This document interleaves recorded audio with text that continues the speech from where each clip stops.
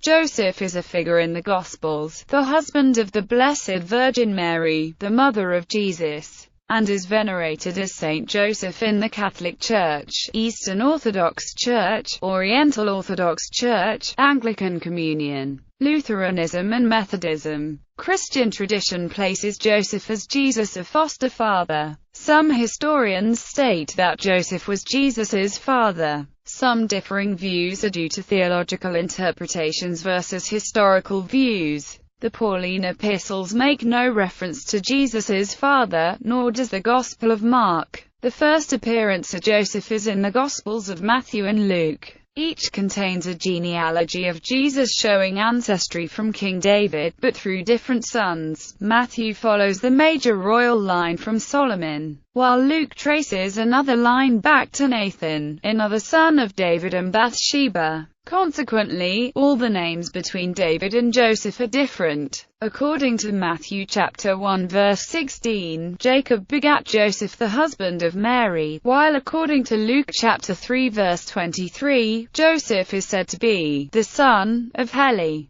Some scholars reconcile the genealogies by viewing the Solomonic lineage in Matthew as Joseph's major royal line, and the Nathanic lineage in Luke to be Mary's minor line. In Catholic and other traditions, Joseph is the patron saint of workers and has several feast days. He was also declared to be the patron saint and protector of the Catholic Church by Pope Pius IX in 1870, and is the patron of several countries and regions. With the growth of Mariology, the theological field of Josephology has also grown, and since the 1950s centers for studying it have been formed. In the New Testament, the epistles of Paul are generally regarded as the oldest extant Christian writings. These mention Jesus' mother, but do not refer to his father. The Book of Mark, the first gospel to be written with a date about 2 decades after Paul, also does not mention Jesus' father. Joseph first appears in the Gospels of Matthew and Luke, both dating from around 80–90 CE. The issue of reconciling the two accounts has been the subject of debate. Like the two differing genealogies, the infancy narratives appear only in Matthew and Luke,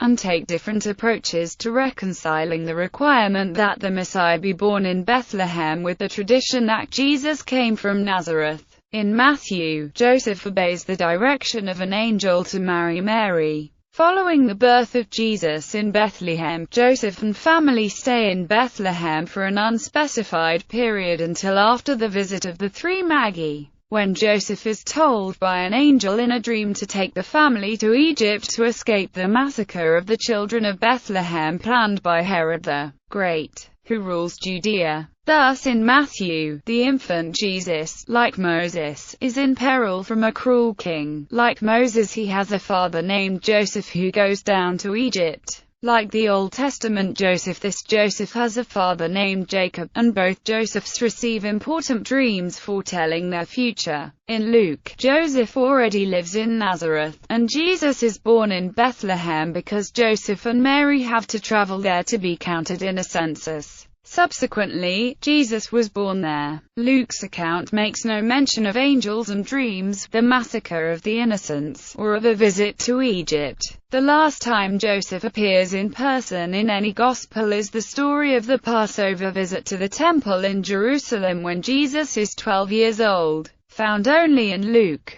No mention is made of him thereafter. The story emphasizes Jesus' awareness of his coming mission. Here Jesus speaks to his parents of "my Father," meaning God, but they fail to understand. Christian tradition represents Mary as a widow during the adult ministry of her son. Joseph is not mentioned as being present at the wedding at Cana at the beginning of Jesus' mission, nor at the Passion at the end. If he had been present at the crucifixion, he would, under Jewish custom, have been expected to take charge of Jesus' body. But this role is instead performed by Joseph of Arimathea. Nor would Jesus have entrusted his mother to the care of John the Apostle if her husband was alive. While none of the Gospels mentions Joseph as present at any event during Jesus' adult ministry, The Synoptic Gospels share a scene in which the people of Nazareth, Jesus' hometown, doubt Jesus' status as a prophet because they know his family. In Mark chapter 6 verse 3, they call Jesus Mary's son, instead of naming his father. In Matthew, the townspeople call Jesus the carpenter's son, again without naming his father. In Luke chapter 3 verse 23, and Jesus himself began to be about 30 years of age, being the son of Joseph, which was the son of Heli. In Luke the tone is positive, whereas in Mark and Matthew it is disparaging. This incident does not appear at all in John, but in a parallel story the disbelieving neighbors refer to Jesus the son of Joseph,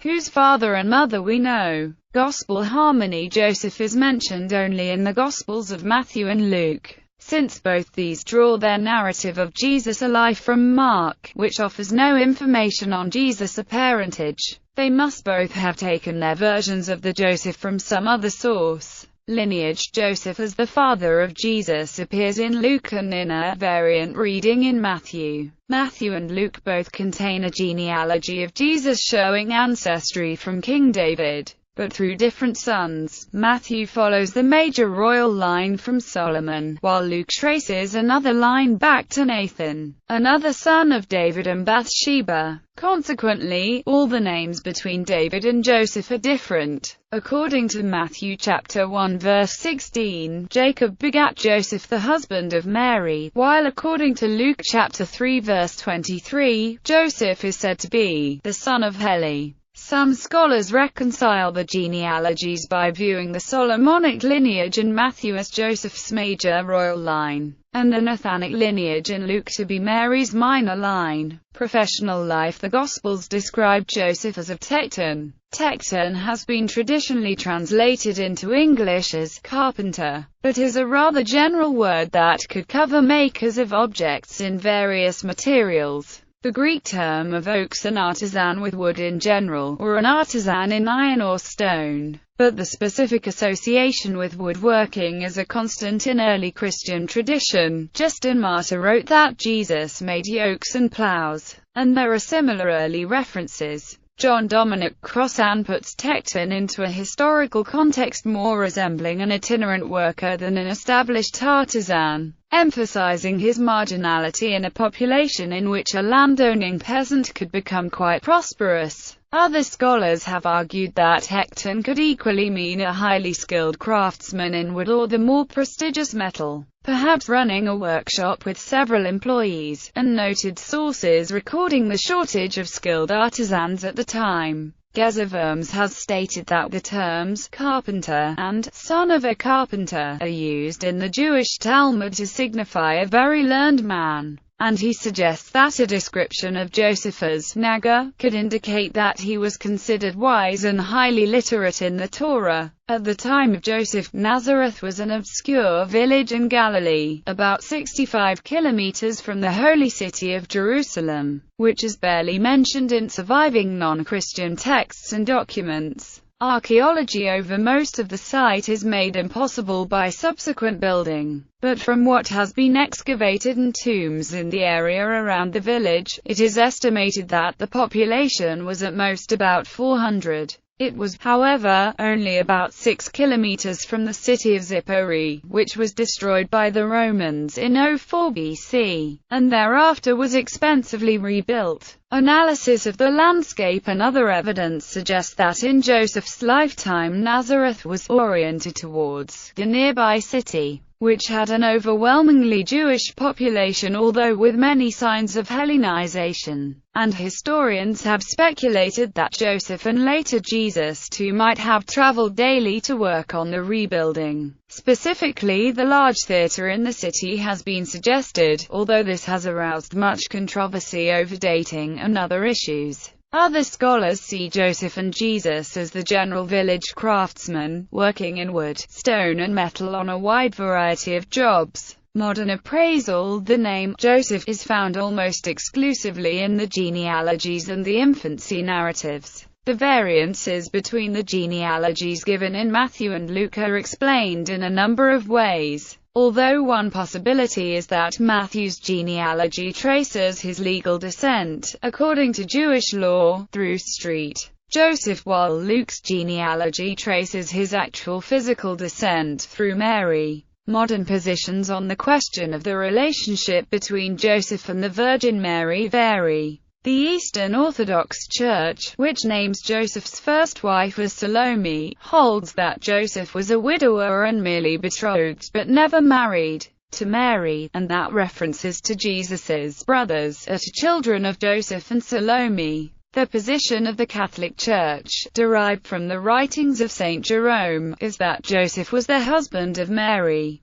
but that references to Jesus's brothers should be understood to mean cousins or step-brothers. In both cases, the Church doctrine of the perpetual virginity means that Joseph and Mary never had sexual relations. The Protestant churches, following the tenet of virgin birth but not that of perpetual virginity, hold no strong views on the subject. The term betrothal is an awkward translation of kiddushin. According to the Jewish law, those called betrothed were actually husband and wife. Later apocryphal writings, the canonical Gospels, created a problem. They stated clearly that Mary was a virgin when she conceived Jesus, and that Joseph was not his father, yet Joseph's paternity was essential to establish Jesus' Davidic descent. The theological situation was complicated by the Gospel references to Jesus's brothers and sisters, and by the fact that Jesus was described unambiguously by John and Mark as Joseph's son, and the carpenter's son, from the 2nd century to the 5th. Writers tried to explain how Jesus could be simultaneously the Son of God and the son of Joseph.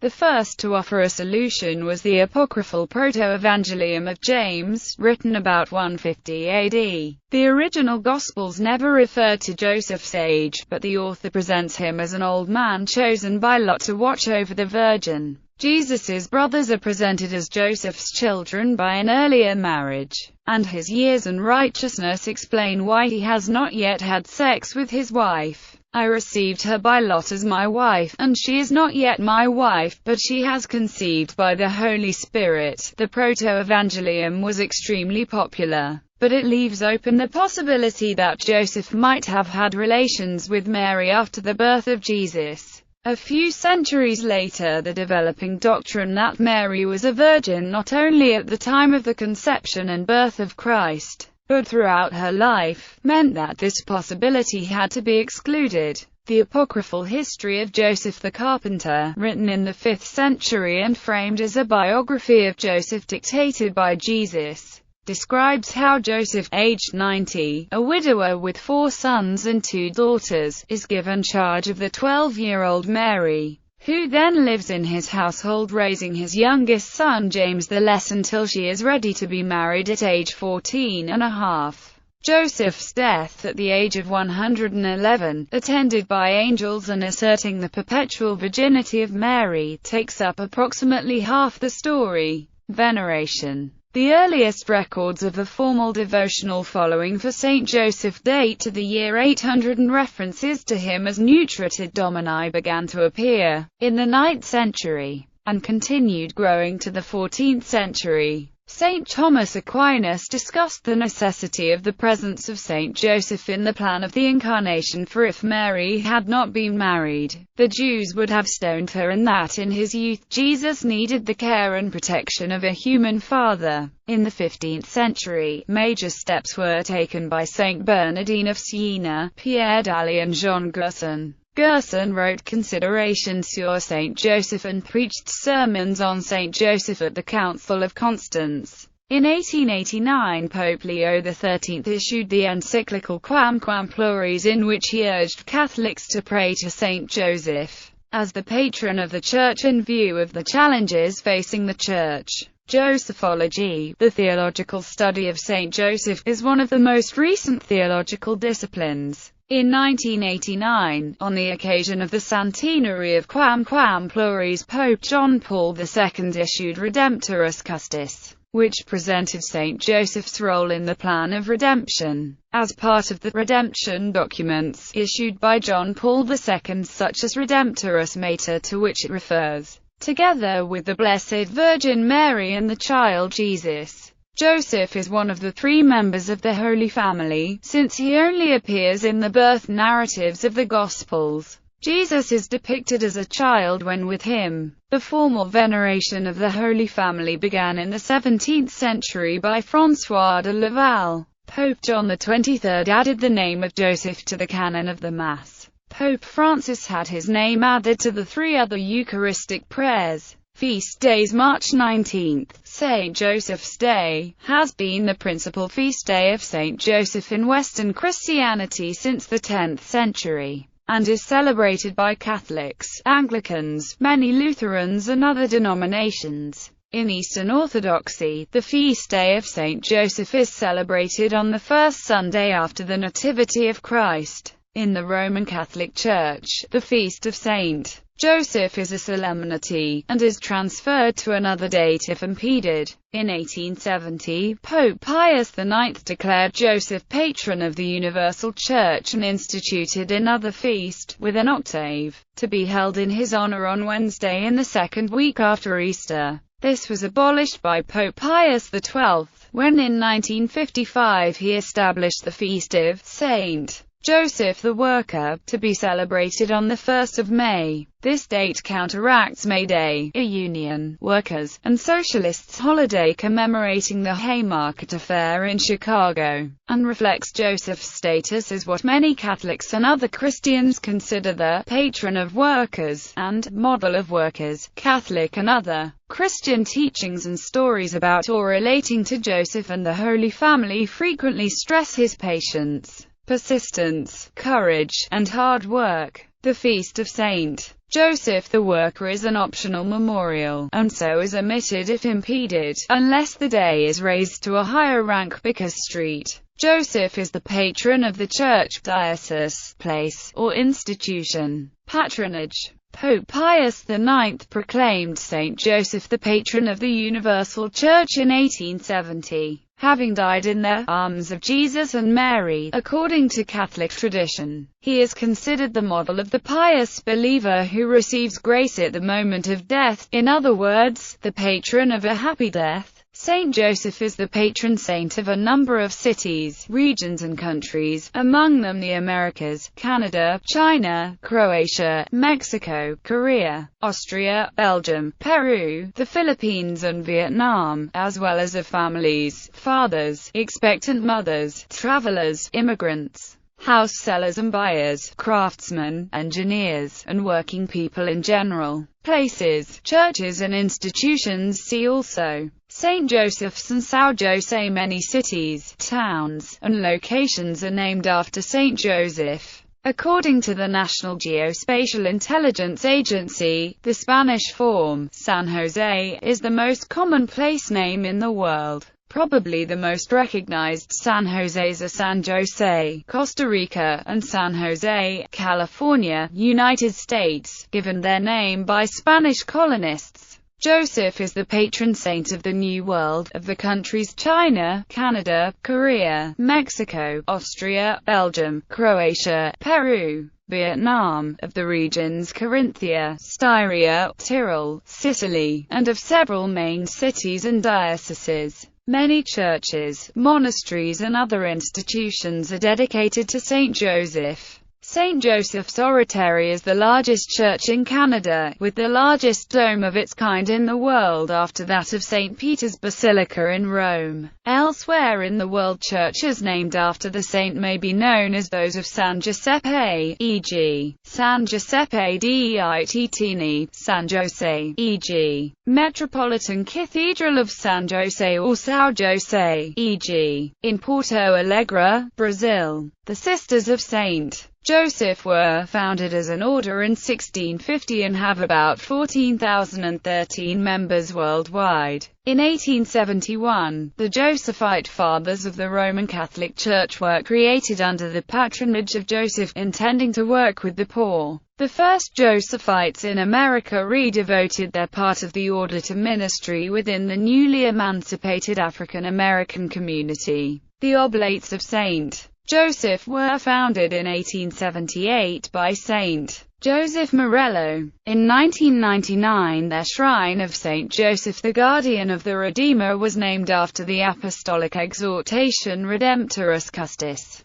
Prayers and devotions in the Eastern Orthodox Church. During the feast day of St. Joseph, the following hymn is chanted. Verily, Joseph the betrothed saw clearly in his old age that the foresayings of the prophets had been fulfilled openly, for he was given an odd earnest, receiving inspiration from the angels, who cried, Glory to God, for he hath bestowed peace on earth. In the Catholic tradition, just as there are prayers for the 7 joys of Mary and 7 sorrows of Mary, so there are also prayers for the 7 joys and 7 sorrows of St. Joseph. These include prayers for daily protection, vocation, happy marriage, happy death, and hopeless cases. Specific prayers, novenas and devotions include the prayer to St. Joseph and the novena to St. Joseph. St. Francis de Sales included St. Joseph along with Virgin Mary as saints to be invoked during prayers in his introduction to the devout life. St. Teresa of Avila attributed her recovery of health to St. Joseph and recommended him as an advocate.